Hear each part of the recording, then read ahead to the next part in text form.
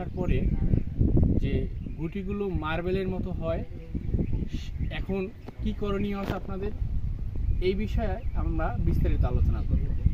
তো দেরি না করে চলুন আমরা আলোচনা করবে।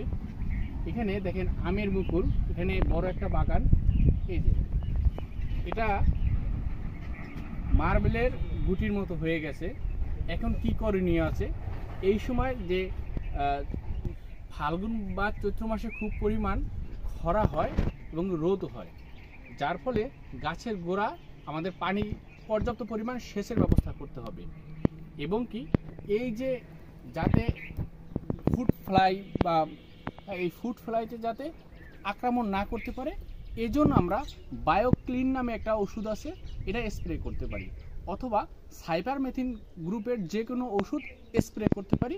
এটা শুধু মাছি পোকা বা ফুড ফ্লাইয়ের জন্য। এরপরে আমরা ছত্রাকনাশক যেমন টিল্ট আছে, প্রতি লিটার পানিতে 1 গ্রাম করে আপনি যদি দিয়ে স্প্রে করেন, তাহলে যে অ্যানথ্রাকনাস রোগ মানে পচন যে হয় বা অনেকে বলে যে শিল পরে পচে গেছে, এটা আর হবে না। সাথে প্রতি লিটার পানিতে বোরন বা বোরাক্স, সলু বোরন আছে বা বোরাক্স আছে, প্রতি লিটার পানিতে 2 গ্রাম করে আমরা দিয়ে স্প্রে করতে পারি।